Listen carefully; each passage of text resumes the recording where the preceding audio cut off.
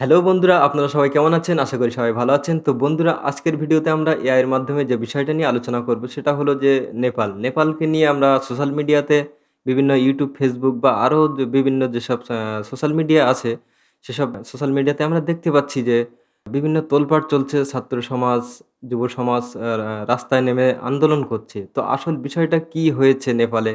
তো চলুন আমরা এআই এর কাছ থেকে আমরা সবকিছু আসল তথ্য জেনে নেব। তো চলুন বন্ধুরা, আমরা কম্পিউটারের ডিসপ্লেতে চলে যাই। হ্যালো এআই, আমার কথা কি আপনি শুনতে পাচ্ছেন? হ্যাঁ, আমি আপনাকে স্পষ্টভাবে শুনতে পাচ্ছি। আপনি কেমন আছেন? হ্যাঁ, আমি খুব ভালো আছি। এটা শুনে ভালো লাগলো। আপনার দিনটা কেমন যাচ্ছে জানাবেন, অথবা যদি কোনো প্রশ্ন থাকে নিশ্চিন্তে জিজ্ঞেস করতে পারেন। হ্যাঁ, বলছি যে আমরা সোশ্যাল মিডিয়াতে দেখতে পাচ্ছি যে নেপালে অনেক তোলপাড় চলছে।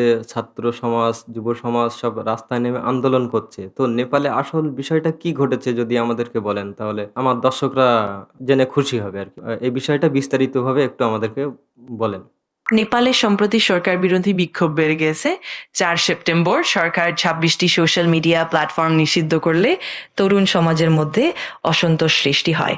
এরপর 8 সেপ্টেম্বর থেকে ছাত্র যুবরা রাস্তায় নেমে প্রতিবাদ জানায় এবং পুলিশের গুলিতে 19 জন নিহত হন।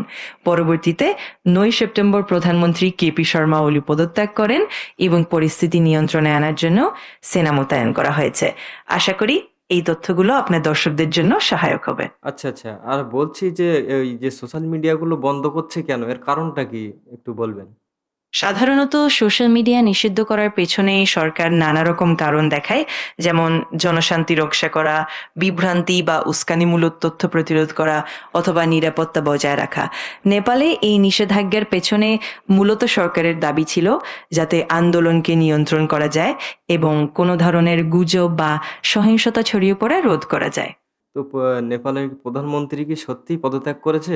হ্যাঁ, নেপালের প্রধানমন্ত্রী কেপি শর্মা ওলি 9 সেপ্টেম্বর 2025 তারিখে সত্যিই পদত্যাগ করেছেন।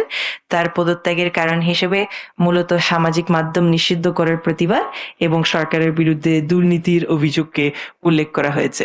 আচ্ছা, আচ্ছা। তো প্রধানমন্ত্রী কে হবে বা সে বিষয়ে কোনো খবরাখবর আছে কি? এখনো নেপালের নতুন প্রধানমন্ত্রী কে হবেন তা চূড়ান্ত হয়নি। তবে কাঠমান্ডুর মেয়র বালেন্দ্র হ্যাককে নিয়ে বেশ আলোচনা চলছে, কারণ তিনি তরুণদের মধ্যে জনপ্রিয় এবং বিক্ষোভকারীদের সমর্থন পাচ্ছেন। তবে এখনো আনুষ্ঠানিকভাবে কিছু ঘোষণা হয়নি। নতুন প্রধানমন্ত্রী যদি আসে, তাহলে কি ও দেশটা শান্ত হবে বলে মনে হয়? নাকি? আপনার কি মনে হচ্ছে? এটা আসলে অনেকটাই নির্ভর করে নতুন প্রধানমন্ত্রীর নীতির উপর এবং কিভাবে তিনি পরিস্থিতি সামালান।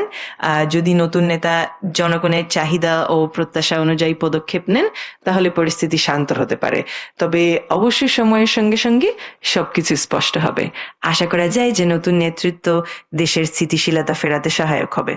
আচ্ছা, আমরা বিভিন্ন সোশ্যাল মিডিয়াতে দেখতে পাচ্ছি যে এখন থেকে ২০-২৫ বছর আগে প্রায় ২০০০ সালের সময়ের দিকে যে একটা ঘটনা ঘটেছিল নাকি রাজা প্রজাদের কি একটা আলোচনাটা গুলি মেরে হত্যা করা হয়েছিল। এরম বিষয় কি একটা আছে। ওই বিষয়টা ক্লিয়ার ভাবে আমাদেরকে একটু বলে বুঝিয়ে দেন। 2001 সালের 8 জুন নেপালের রাজপ্রাসাদে এক নৈশভোজের সময় যুবরাজ দীপেন্দ্র তার পুরো পরিবারকে গুলি করে হত্যা করেন। এতে রাজা বীরেন্দ্র, রানী ঐশ্বরিয়া, তাদের 2 ছেলে দীপেন্দ্র ও নিরঞ্জন, মেয়ে শ্রুতি, ভাই ধীরেন্দ্র, বোন শান্তি ও সারদা, সারদার স্বামী কুমার খড়কা এবং আরো কয়েকজন নিহত হন। দীপেন্দ্র নিজেও আত্মহত্যার চেষ্টা করেন এবং 3 দিন পরে হাসপাতালে মারা যান। এই হত্যাকাণ্ডের কারণ এখনো পুরোপুরি স্পষ্ট নয়, তবে পারিবারিক অমিল ও ব্যক্তিগত সম্পর্কের জটিলতা এর পেছনে থাকতে পারে। তো বন্ধুরা, দেখতে পেলেন যে আমরা এআই এর মাধ্যমে অনেক খবরাখবর জেনে নিয়েছি। নেপালকে নিয়ে অনেক খবরাখবর আমরা জানতে পেরেছি। তো আজকের ভিডিওটা আমরা এখানে শেষ করছি। তো ফিরে আসছি আগামী কোনো এক ভিডিওতে।